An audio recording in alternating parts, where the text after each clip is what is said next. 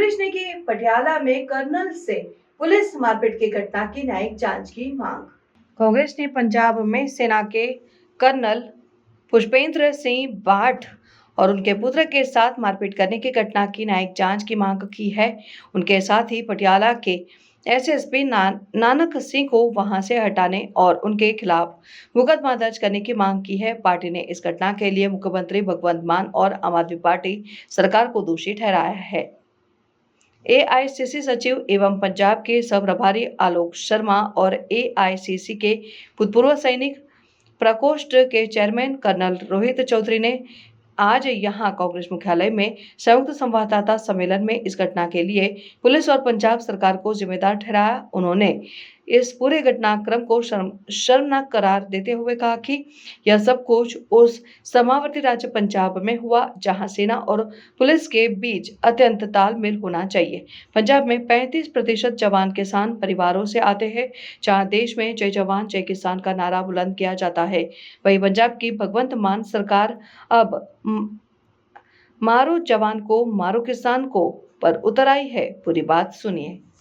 जय हिंद साथियों, honourable press के मेंबरान और हमारे बहुत ही अजीज साथी आलोक शर्मा जी, एआईसीसी सेक्रेटरी को इंचार्ज पंजाब, और हमारे यूपी से जो हमारे एक्स सर्विसमैन डिपार्टमेंट को संभाल रहे हैं कर्नल प्रमोद शर्मा जी, और मेरे जितने भी एक्स सर्विसमैन साथी आए हुए हैं सबका यहाँ पे आज प्रेस में बहुत बहुत स्वागत। साथियों, बड़ा ही गंभीर विषय है, दुख का विषय है, तकलीफ का विषय है, और बड़े संवेदनशील बात है कि हमारे एक पटियाला के अंदर सर्विंग कर्नल पुष्पेंद्र बाठ और उनके बेटे की जिस तरह से बर्बरता से पुलिस के खाकी वर्दी के अंदर, पुलिस जिसका काम दुनिया को प्रोटेक्शन देना है, हर सिटीजन को प्रोटेक्शन देना है, उसके कुछ लोग 12 अधिकारी जिन्होंने बर्बरता से एक सर्विंग कर्नल की मार पिटाई की, हाथ टूट गया, जिस तरह का इंसिडेंट हुआ। 4 दिन तक एफआईआर नहीं की गई, एसपी से मिलने का समय नहीं मिला।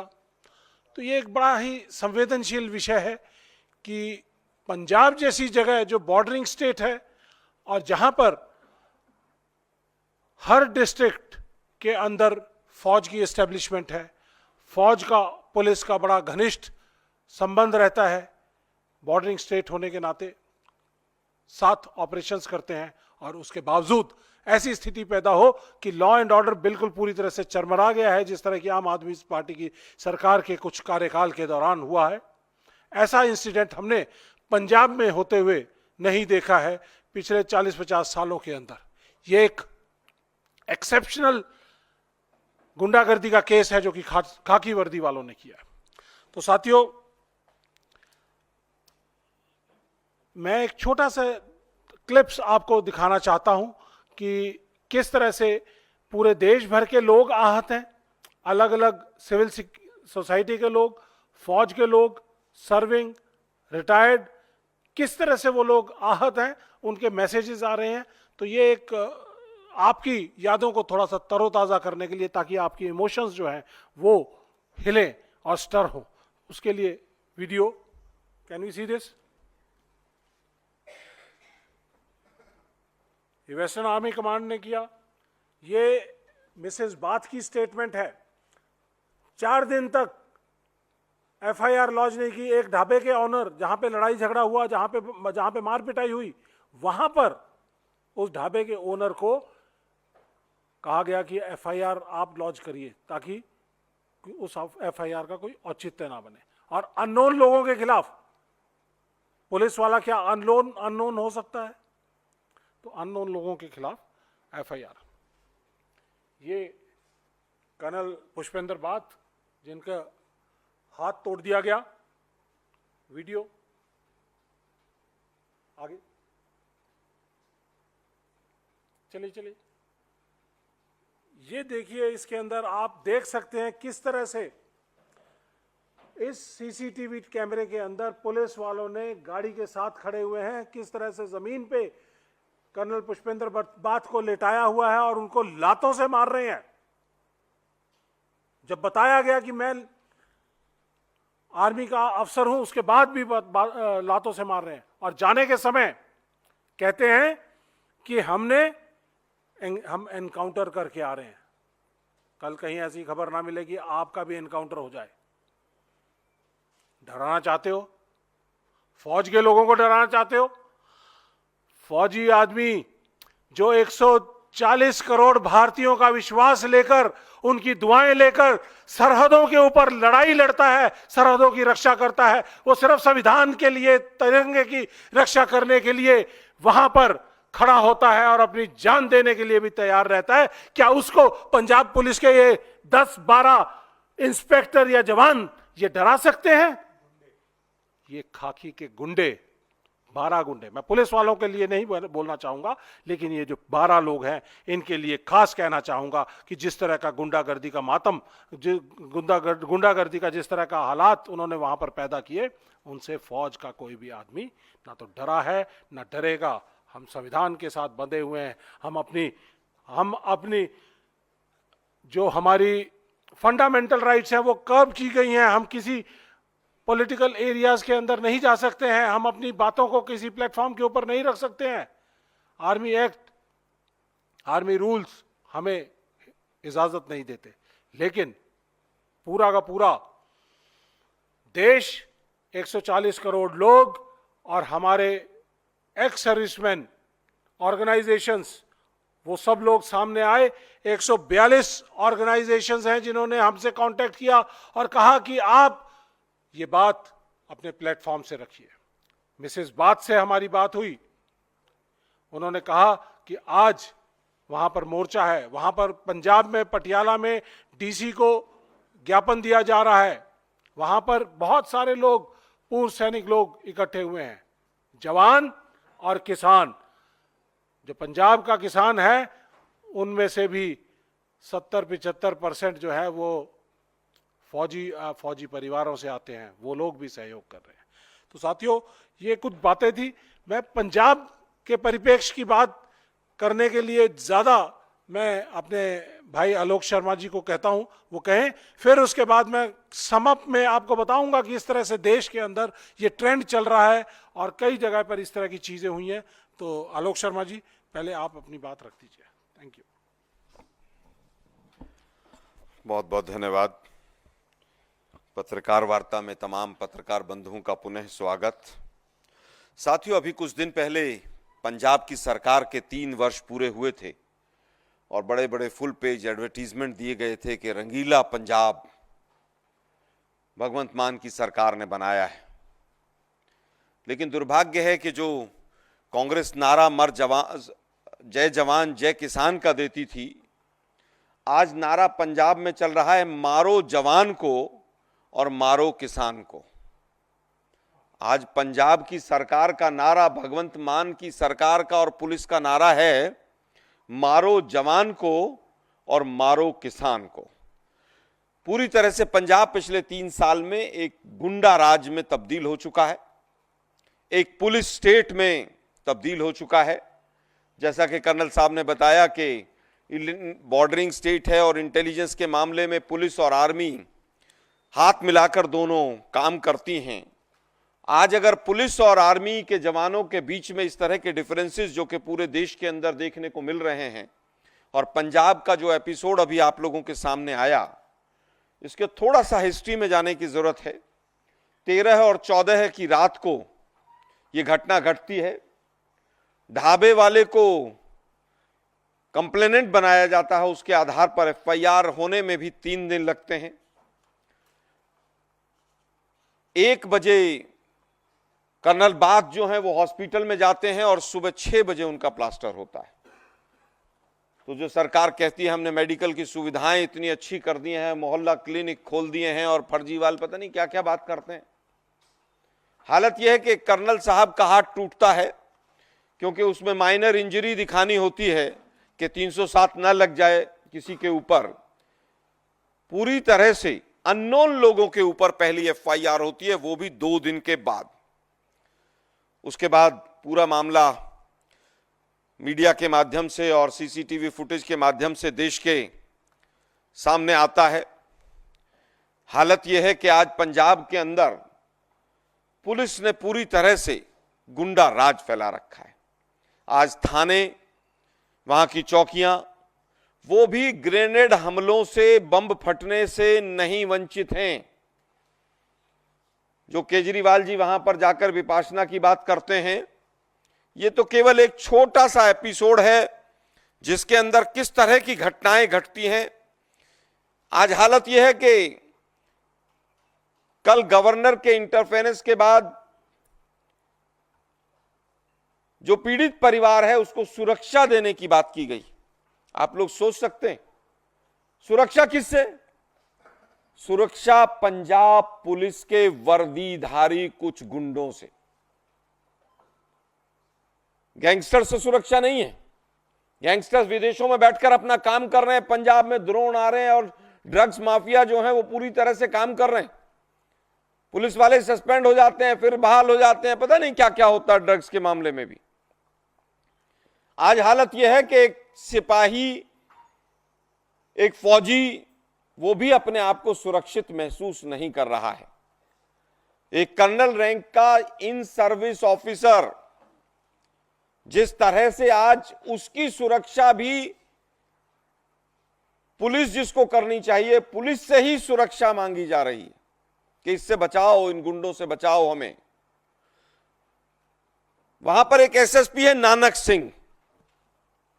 अब मुद्दों की बात करते हैं। ये वो एसएसपी है जो 2 साल पहले भी वहां से पटियाला से हटाया गया था। आरोप क्या थे? आरोप थे उसकी इनएफिशिएंसी, कि जिस तरह से धार्मिक पोलराइजेशन के माध्यम से वहां पर पटियाला में आज से 2 साल पहले तनाव हुआ, इस व्यक्ति को इनएफिशिएंसी के चलते वहां से हटाया गया। उसके बाद हेडक्वार्टर भेजा गया, फिर दूसरे जिले में, शायद मानसा में, इनको एसएसपी लगाया गया। हालत यह है कि यह व्यक्ति ही तमाम लोगों को बचाने का काम कर रहा है। एसएसपी नानक सिंह ही पूरी तरह से एफआईआर में नामजद होना चाहिए। आप देखिए पुलिस वालों के मतलब क्या हालत है। पहले कहा गया कर्नल साहब ने दारू पी रखी थी, जब रिपोर्ट आई तो पता चला उसमें कुछ नहीं।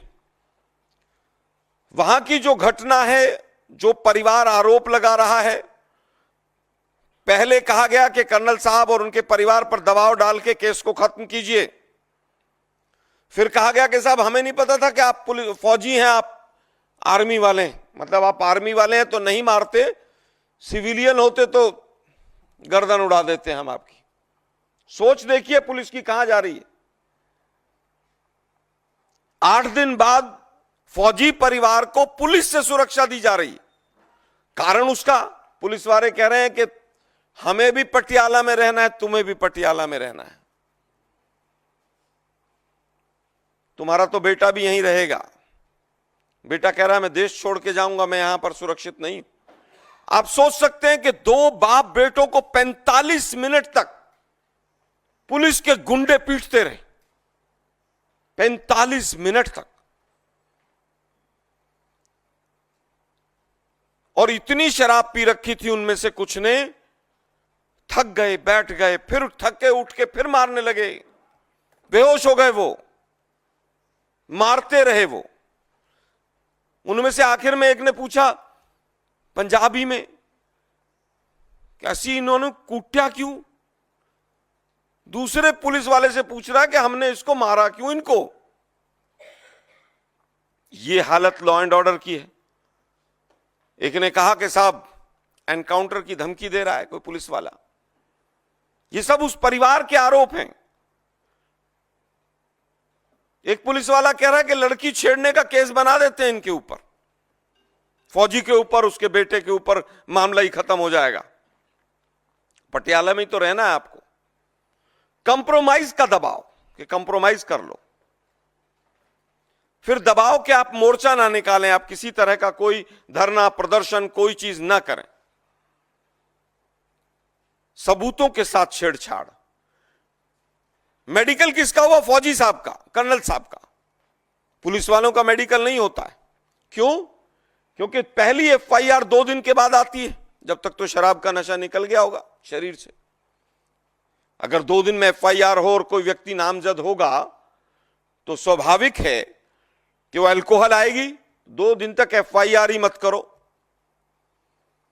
फिर जब दबाव पड़ा, 7 दिन के बाद दूसरी एफआईआर होती है। आप सोच सकते हैं, पहली एफआईआर में कंप्लेनेंट ढाबे वाला, अब जो एफआईआर कल हुई है, माननीय प्रताप बाजवा जी ने भी इस विषय को विधानसभा में बड़े जोर से कल 0 आवर में उठाया है। दूसरी एफआईआर देखिए क्या कहानी। दूसरी एफआईआर में यह कहा गया है कि कर्नल बाथ की जो स्टेटमेंट 14 तारीख की रात को दी गई है, उसके आधार पर हम 21 तारीख को एफआईआर कर रहे हैं। मतलब जंगल राज की पराकाष्ठा देखिए आप कि सर्विंग कर्नल साहब ने जो 14 तारीख को अपनी स्टेटमेंट दी थी, उसके बेस पर हम 21 तारीख को एफआईआर कर रहे हैं। आज हालत यह है कि एसएसपी नानक सिंह वहीं बैठा हुआ है, बार बार झूठ बोल रहा है, गलत स्टेटमेंट दे रहा है। 12 पुलिस वालों को सस्पेंड कर दिया, कल ऐसी रिपोर्ट मीडिया के माध्यम से आ रही। 4 पुलिस वालों के नाम सुनाई दे रहे हैं। अरे भाई, 12 पुलिस वाले सस्पेंड किए हैं आपने, जिला बदर किए हैं, तो 12 के 12 का नाम एफआईआर में क्यों नहीं है? पहला सवाल सीधा सीधा। एफआईआर की कॉपी देने में परिवार को दिक्कत। कौन से 12 अधिकारी सस्पेंड हुए उनके नाम हमें भी नहीं पता। आपको अगर मीडिया के साथियों को किसी को पता चले हो तो हमें जरूर उन 12 की लिस्ट दीजिएगा। हमें पता चला है कि 4 इंस्पेक्टर हैं और एक 8 का कॉलम बना के अनआइडेंटिफाइड लोगों का एक कॉलम बना दिया है। पहली एफआईआर होने में 2 दिन, दूसरी एफआईआर होने में 8 दिन। 8 दिन के बाद फौजी को सुरक्षा चाहिए पुलिस वालों से। हालत यह है, फिर एसआईटी का एक नया नौटंकी, एक नया ड्रामा आता है कल कि साहब एसआईटी बना दी हमने। आजकल ये बीजेपी वाले भी बड़ा एसआईटी का खेल करते हैं। यूपी में 100 से ज्यादा बनी, आज तक किसी का क्या हुआ पता ही नहीं चला। एसआईटी में कौन है? 3 पुलिस वाले। पुलिस वाले ही जांच के दायरे में, पुलिस वालों की ही जांच होनी है और पुलिस वाले ही जांच करेंगे। इस तरह का एक केस 92 में भी हुआ था, जब पटियाला में कैंटोनमेंट है तो वहां के ब्रिगेडियर या वहां के जो भी सीनियर मोस्ट अधिकारी हैं उनमें से किसी से संपर्क नहीं साधा गया, कोई जुडिशियल आदमी उसमें नहीं रखा गया। मीडिया में कहा गया कि जुडिशियल इंक्वायरी हमने ऑर्डर कर दी है। किसको जिम्मेदारी सौंपी, किस लेवल का अधिकारी है, कौन जज है, कौन जस्टिस है, कौन रिटायर्ड है, सर्विस वाला है, पूरे देश को कुछ नहीं पता है। आज हालत यह है कि पुलिस वाले ही पुलिस वालों की जांच कर रहे हैं। पूरा पंजाब ड्रग और पुलिस माफियाओं के तहत अपने आप को डरा और सहमा महसूस कर रहा है। ये तो फौजी वाला एक मैटर हमारे सामने आया, जिसको पूरे मीडिया के साथियों का भी धन्यवाद देंगे कि सबने हमारा साथ देकर इस चीज को उठाया। आप सोचिए व्यापारियों का क्या हाल होगा वहां पर। किस तरह की थ्रेटनिंग कॉल्स, फिरौती, रंगदारी, क्या क्या चल रहा है। इस आम आदमी पार्टी ने पंजाब का बेड़ा गर्क कर दिया। जब पुलिस ही धमकी देने लग जाए, पुलिस ही एनकाउंटर की बात करने लग जाए, जब पुलिस ही झूठे केस की बात करने लग जाए, तो सोचिए कि कितनी छूट प्रशासन ने पुलिस वालों को दे रखी होगी। दुर्भाग्य यह है कि सूबे के मुख्यमंत्री जो स्वयं गृह मंत्री भी हैं, भगवंत मान जी, उनकी तरफ से कोई बयान हमें देखने को नहीं मिला। इतना बड़ा एपिसोड हुआ, 7 से 8 लाख रिटायर्ड और इन सर्विस डिफेंस के लोग हैं पंजाब में अकेले में, पूरे देश में तो इस तादाद बहुत ज्यादा है।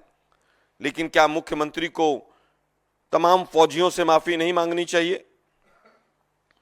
एफआईआर को डिले करो एसएसपी के दबाव में, और वो एसएसपी आज भी वहीं पर नानक सिंह बैठा हुआ है। नाम नानक बाबा पे है और कर्म कैसे हैं वो आप लोग देख ही रहे हैं। कर्नल साहब डिटेल में और भी चीजें बताएंगे। कांग्रेस पार्टी की तरफ से 3-4 सीधी सीधी डिमांड हैं। सबसे पहले तो आज जितने भी मोर्चे पंजाब में लग रहे हैं उन सबको कांग्रेस पार्टी अपना समर्थन देती है, और हमारे एक्स सर्विसमैन सेल के तमाम लोग उन तमाम धरनों में, प्रदर्शनों में शामिल हो रहे हैं। हम भारतीय फौज के साथ पूरी तरह से वहां पर हम खड़े हुए। जो हमारी डिमांड है, सबसे पहली है कि रिटायर्ड जज कोई भी हाई कोर्ट के हों, उनके तहत जुडिशियल इंक्वायरी होनी चाहिए, टाइम बाउंड। ये नहीं कि जिस तरह से अभी तक पिछला 1 हफ्ते में देखने को मिला है, केस का कचूंबर तो पुलिस वालों ने निकाल दिया। अभी तक जांच भी पुलिस वाले कर रहे हैं, सबूतों के साथ छेड़छाड़ भी है, 2 एफआईआर हैं, एफआईआर की धाराएं चौंकाने वाली हैं, नामजद लोगों में 8 लोगों के नाम नहीं है। तो अभी तक केस का जितना मलिया मेट पुलिस कर सकती थी वो कर चुकी है। रिटायर्ड जज के तत्वाधान में, और उसमें आर्मी के कोई भी सीनियर आदमी जरूर हो, ताकि दूध का दूध और पानी का पानी हो सके। एसएसपी नानक सिंह का नाम एफआईआर में होना चाहिए। एसएसपी नानक सिंह की वजह से ही तमाम जो गड़बड़ें हुई हैं, प्रथम दृष्टया प्रतीत होता है कि वही सबको बचा रहा है। उसी के चेले गुर्गे हैं ये इंस्पेक्टर और जो पुलिस वाले हैं। और सुनने में आया भगवंत मान से एसएसपी नानक सिंह की काफी नजदीकियां हैं। हम सीधा सीधा आरोप लगा रहे हैं कि इस पूरे घटनाक्रम के लिए भगवंत मान सरकार और भगवंत मान स्वयं पूरी तरह से दोषी हैं। एसएसपी नानक सिंह के ऊपर एफआईआर हो, सस्पेंड हो, केस चले और टाइम बाउंड इंक्वायरी होकर इसमें दूध का दूध और पानी का पानी हो। भारतीय फौज हमारी रक्षा करती है, और यह अब हमारा मीडिया के साथियों से भी निवेदन है कि इस मुद्दे को गंभीरता को देखते हुए इसको ज्यादा से ज्यादा तवज्जो दी जाए, ताकि बाकी आने वाले समय में भी कोई इस तरह की घटना ना घटे। मैं निवेदन करूंगा कर्नल रोहित चौधरी जी से कि वो आगे अपने वक्तव्य को रखें।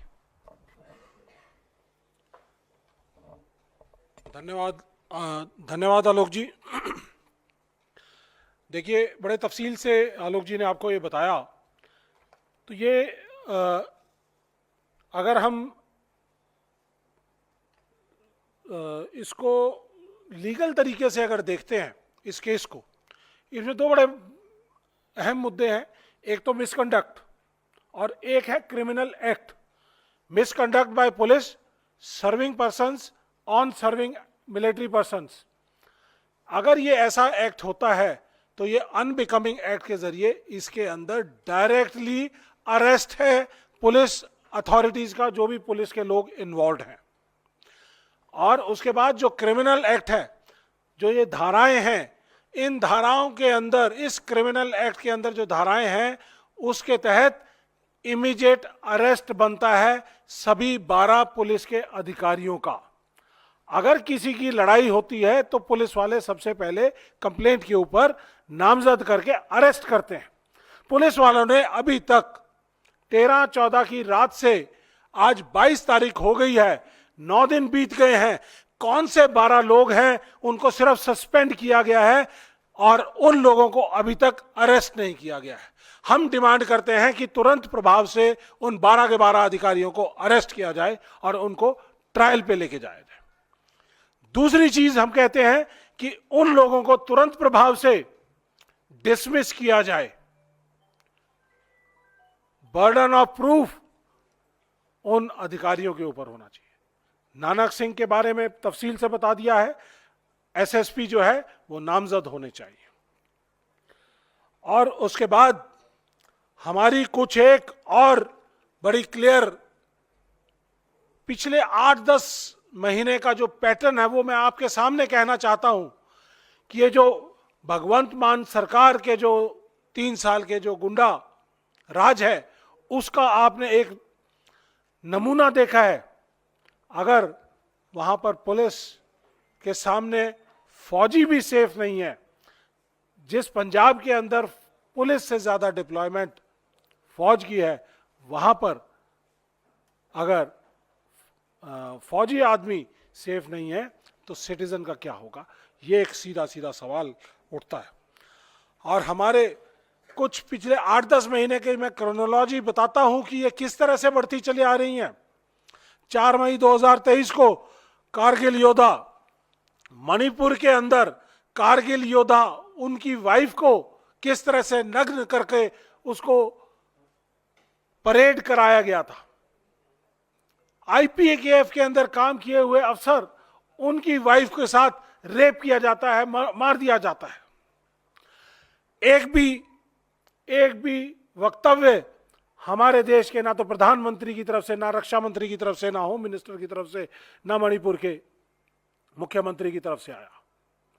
हमारे leader of opposition Rahul Gandhi ji बार बार कहते हैं, पार्लियामेंट में भी बात उठाते हैं कि मणिपुर के अंदर जो हिंसा हुई है उसके अंदर जो स्पेसिफिक इश्यूज हैं वो भी बार बार उठाते हैं, लेकिन आज तक बीजेपी सरकार ने, सेंटर की बीजेपी सरकार ने चुप्पी साधी हुई है। उसके बाद जयपुर के अंदर 11 अगस्त 2024 को हमारे एक पैरा कमांडो सिपाही जो सर्जिकल स्ट्राइक का हिस्सा भी रहे हुए हैं, जो पाकिस्तान के अंदर जाकर दुश्मन की टेरिटरी में जाकर 10-10, 15-15, 20-20 किलोमीटर अंदर जाकर ऑपरेट करके आते हैं, उसको नंगा करके नग्न अवस्था के अंदर उसको जयपुर के थाने के अंदर उसको पीटा जाता है पुलिस के गुंडों द्वारा। ये कतई मंजूर नहीं है। मैं धन्यवाद देना चाहूंगा कि राज्यवर्धन सिंह राठौर जी ने वहां पर एक फौजी होने के नाते वहां पर गए, कुछ कार्रवाई करने की कोशिश की, लेकिन आज तक पुलिस के लोगों के ऊपर कोई कार्रवाई नहीं हुई है। इसके बाद मऊ के अंदर 10 सितंबर 2024 को मऊ के अंदर कुछ हमारे साथी फौजी यंग ऑफिसर्स अपने फ्रेंड्स के साथ गए हुए थे, उनके साथ मार पिटाई की जाती है। वहां से 2 लड़कियों को अगवा किया जाता है और वहां पे उनके साथ रेप किया जाता है। और कौन करते हैं? उसमें भी पुलिस के लोग शामिल हैं। भुवनेश्वर के अंदर कुछ समय पहले 14 सितंबर 2024 को एक हमारे कैप्टन की मंगेतर और उनके साथ किस तरह से पुलिस वालों ने सलूक किया, पुलिस थाने के अंदर उनके साथ मारपीट की, और वो ब्रिगेडियर की डॉटर थी। और अब आपके सामने ये पंजाब का केस है। देशनोक बीकानेर के अंदर 14 नवंबर 2024 के अंदर इस तरह का हमला हुआ। तो ये पिछले 8-10 महीने में ये जो पैटर्न बनता चला जा रहा है, मणिपुर में बीजेपी की सरकार, मध्य प्रदेश में बीजेपी की सरकार, और अभी 100 दिन भी पूरे नहीं हुए थे उड़ीसा के अंदर एक बीजेपी की सरकार के आते ही, और फिर उसके बाद दोबारा एक देशनोक बीकानेर के अंदर बीजेपी की सरकार, और अब आम आदमी की सरकार। पटियाला में जिस तरह से सर्विंग लोगों के साथ बिहेव किया जा रहा है, जिस तरह से बर्बरता की जा रही है, वो कतई मंजूर नहीं है। तो इसलिए हम बिल्कुल सीधे सीधे सवाल करना चाहते हैं, हमारे सीधे सीधे सवाल करना चाहते हैं कि जो बीजेपी की सरकारें हैं, राष्ट्रवाद का नाम लेते हैं, देश की सेना के नाम पर वोट बटोरते हैं, कभी सर्जिकल स्ट्राइक के नाम पर वोट बटोरते हैं, कभी बालाकोट के नाम पे वोट बटोरते हैं, लेकिन जब प्रोटेक्शन देने की बात आती है इन्हीं सर्विंग ऑफिसर्स को, जवानों को, वेटरन्स को, उनके परिवारों को, तो वहां पर बीजेपी कहीं पे भी सामने दिखाई नहीं देती है, चाहे वो मध्य प्रदेश हो, चाहे वो मणिपुर हो, चाहे वो राजस्थान हो। और ये जो आम आदमी पार्टी वाले अपने दफ्तरों के अंदर भगत सिंह जी की फोटो लगाते हैं, ये भगत सिंह जी का प्रदेश है जिसके अंदर हमारे फौज के लोगों के साथ काम किया, जिस तरह का बर्ताव किया जा रहा है। और साथियों, अभी जब हम यहां पे प्रेस कॉन्फ्रेंस कर रहे हैं, लाइव प्रोटेस्ट चल रहा है। 142 पूर्व सैनिक ऑर्गेनाइजेशंस ने कॉल दी थी आज पटियाला के डीसी के पास मोर्चा लगाने की, कि हमारी बात सही तरीके से सुनी जाए और भगवंत मान जी मुख्यमंत्री तक बात पहुंचे, ताकि ये जो नानक सिंह जी और उनके गुंडे हैं उनको तुरंत प्रभाव से अरेस्ट किया जाए और डिसमिस किया जाए। तो ये वहां पर मिसेस बात भी हैं, हमारे एक्स सर्विसमैन ऑर्गेनाइजेशन के, हमारे एक्स सर्विसमैन डिपार्टमेंट के लोग वहां पर हैं। और कोई वीडियो कॉल, ये देखिए, ये प्रोटेस्ट का, वहां पर जो प्रोटेस्ट चल रहा है पटियाला का, उसका हम आपको लाइव वीडियो अभी आपको दिखा रहे हैं। तो लड़ाई नहीं छूटेगी। एक ही चीज हम लोगों को आती है, हम अपने देश के लोगों की मान मर्यादा को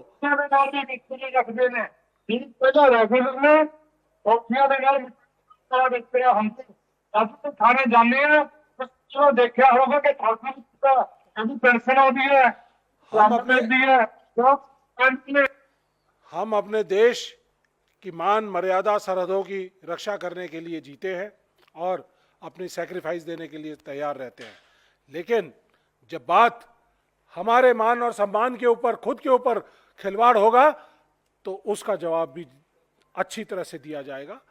जो डेमोक्रेटिक तरीके से जो चीज़ पॉसिबल है वो हम कर रहे हैं। और अब अगले कुछ दिनों का हमारा कुछ एक्शन प्लान भी है, कुछ हमारी डिमांड्स भी हैं।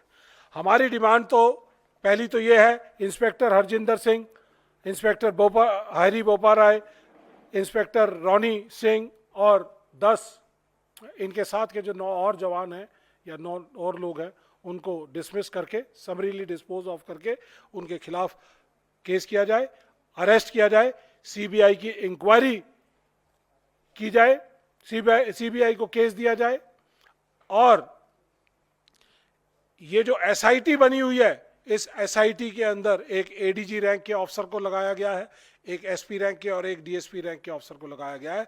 लेकिन ये पुलिस वाले ही वही मुंसिफ हैं, वही कातिल हैं, वही जज हैं, ऐसा नहीं होगा। वहां पर हमारे मिलिट्री पुलिस के या जो फौज के सीनियर अधिकारी को भी उसका साथ उसके अंदर मेंबर बनाया जाए। ये हमारी डिमांड है पंजाब सरकार से। रक्षा मंत्री और होम मिनिस्टर से हमारी डिमांड है कि वो तुरंत प्रभाव से सभी स्टेट्स और यूनियन टेरिटरी के अंदर हिदायत दें कि कोई भी सिटीजन वहां पर अनसेफ ना हो और स्पेशल प्रोविजन दिया जाए, ताकि जो हमारे सैनिक सर्विंग, रिटायर्ड या उनके परिवार हैं, उनको प्रॉपर सुरक्षा दी जाए और उनके साथ कोई गलत व्यवहार ना किया जाए पुलिस के गुंडों द्वारा। चीफ ऑफ आर्मी स्टाफ से हम सीधे सीधे यहां से डिमांड करना चाहते हैं कि आप commander in chief president of India के पास जाइए और बताइए कि जिस तरह से तब सिलसिलेवार घटनाएं फौज के लोगों के खिलाफ हो रही हैं, उसको तुरंत प्रभाव से रोका जाए, क्योंकि इससे हमारे सैनिकों का मनोबल गिरता है और हम सेना के मनोबल को गिरने नहीं देना चाहते।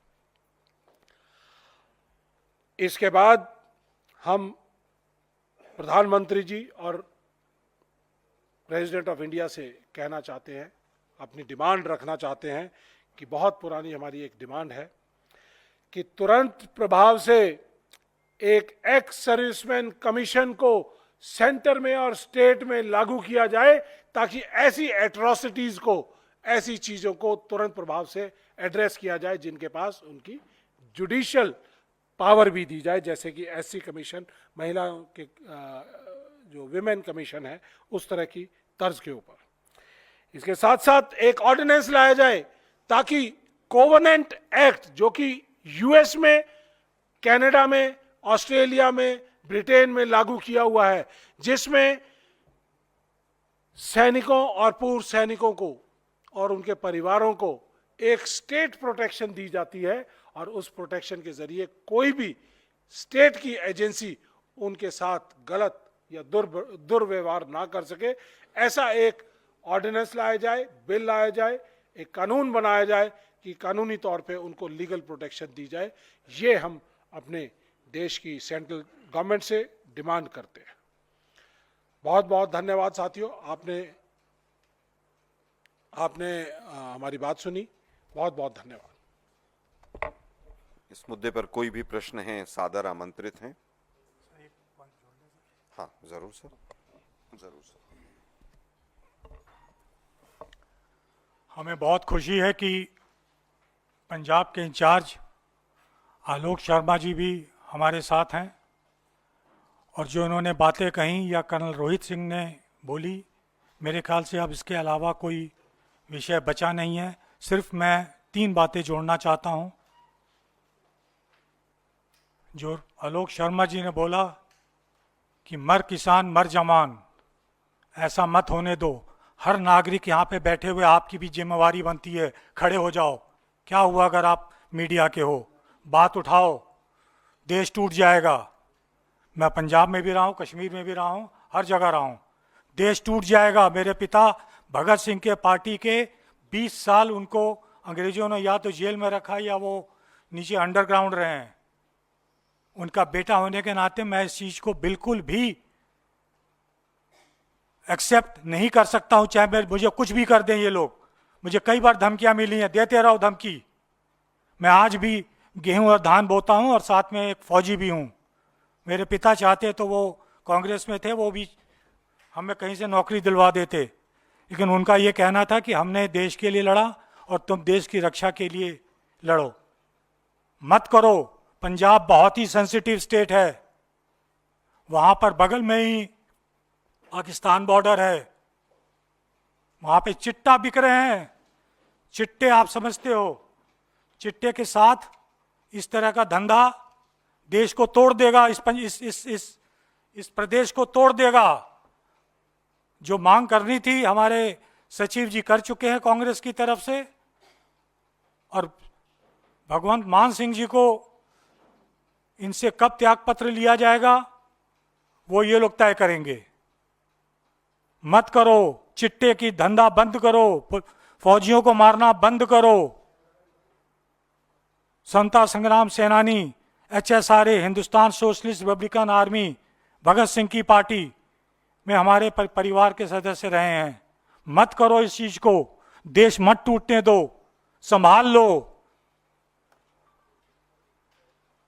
मैं अपनी बात को यहीं समाप्त करता हूं। धन्यवाद। अगर आपने हमारा अभी तक चैनल सब्सक्राइब नहीं किया है तो कृपया चैनल सब्सक्राइब कर लें, लाइक करें, शेयर करें, कमेंट करें। तो मिलते हैं फिर किसी और खबरों के साथ। नमस्कार।